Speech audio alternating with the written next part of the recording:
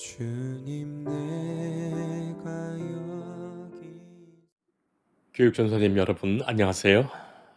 교육전도사님들과 또 교육 목회를 하고 계시는 모든 목회자들을 위한 교육 목회 특강입니다. 오늘은 7번째 시간입니다. 신앙교육에 있어서 교사의 입장에서 그리고 또 목회자의 입장에서 어떻게 하면 잘 가르칠 수 있을까 늘 묻게 됩니다. 또 내가 어떻게 더 잘 가르칠 수 있을까를 고민하게 되죠. 자, 그런데 그 질문을 살짝 바꿔보겠습니다. 초점을 바꿔보겠습니다. 교사의 입장이나 목회자 입장이 아니라 학습자와 성도들의 입장에서 말이죠. 자, 그렇게 하면 이런 질문으로 바꿀 수 있겠습니다. 내가 어떻게 하면 잘 가르칠 수 있을까?에서 어떻게 하면 성도와 학습자가 잘 배우고 학습할 수 있을까? 그것을 물어보는 것으로 바꾸는 겁니다. 그렇죠.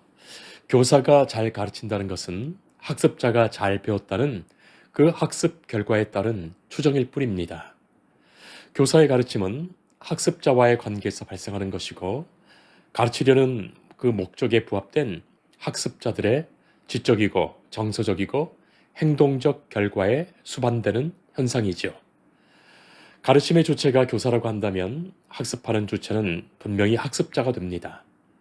교육은 교사와 학습자라는 바로 그 두 주체 사이에서 역동적으로 발생하지요. 자, 그러나 교육의 결과와 평가는 반드시 학습자를 통하여 나타날 수밖에 없습니다.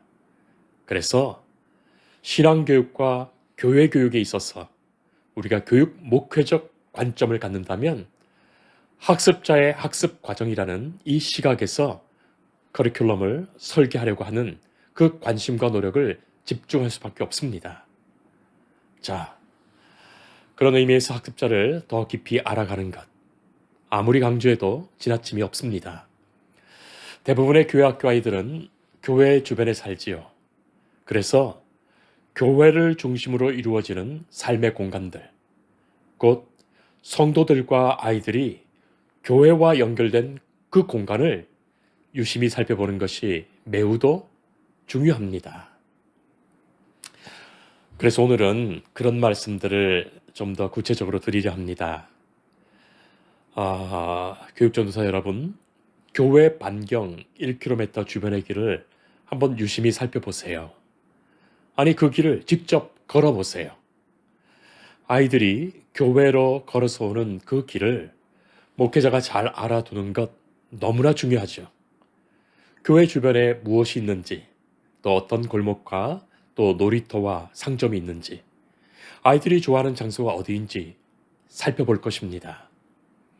주변에 있는 학교들의 위치와 또 유치원의 위치들을 잘 파악해두고 어떤 학교가 있는지, 그리고 또 학원과 서점과 오락실과 노래방이 어디 있고 또 아이들이 즐겨 찾는 체육시설, 그리고 가정에서 찾아가는 상가와 시장이 어디 있는지 알아봐야 되겠습니다.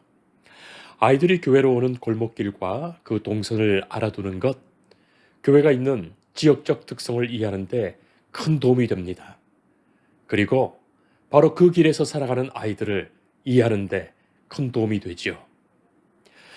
예수님께서 길을 걸어 다니시면서 그 길가에 있었던 많은 사람들과 조우한 것, 그 길의 삶을 소중히 여기시며 보신 그 결과입니다.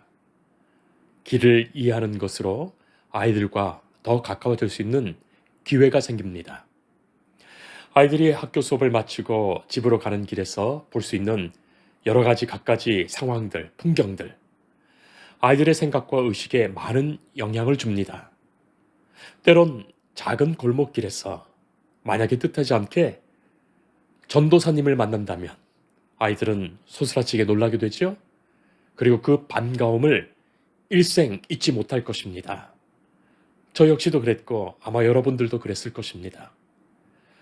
누군가가 다니고 있는 그 길을 이해하는 것만으로도 훨씬 그와 가까워집니다. 말씀은 그렇게 구체적으로 자신의 삶의 그 길에 다가올 때 사건이 되죠. 물론 지금의 상황에서 지도를 펴보면서 혹은 인터넷의 전자지도나 로드뷰를 보면서도 그 지역을 관찰할 수 있겠습니다. 하지만 교회를 중심으로 가까운 1km 내외의 길을 직접 걸으면서 느껴볼 수 있는 경험은 특별한 것일 수 있습니다.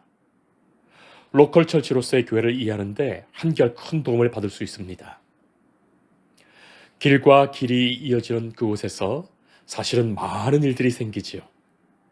아이들이 어떻게 다니면서 어떤 풍경이 있는지, 어떤 일들이 벌어지는지를 살펴보고 또 어떤 환경에서 아이들이 자라는지를 살펴보는 것만으로도 아이들을 이해할 수 있는 풍성한 이야깃거리가 생깁니다. 목회자가 아이들에게 관심을 갖고 움직이고 생각하는 그 작은 노력들과 관찰들이 모여서 학습자를 더 가까이 깊이 할 수 있는 컨텍스트를 제공받게 되지요. 같은 공간을 상상하고 표현하고 이야기할 수 있는 것에서부터 친밀한 관계가 생깁니다. 자, 또 팁을 좀 드리죠.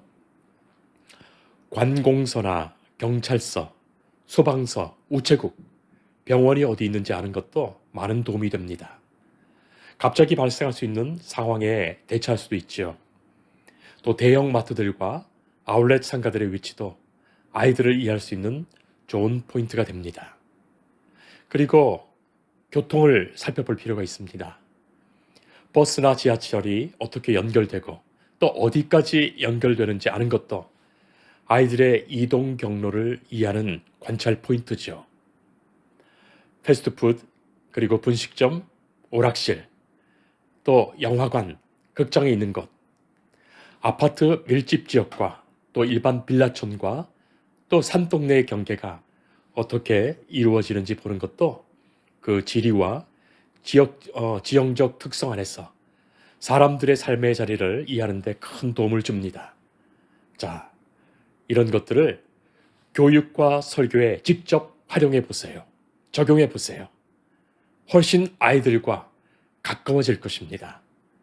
그리고 아이들의 삶에 더욱더 다가가게 될 것입니다. 감사합니다.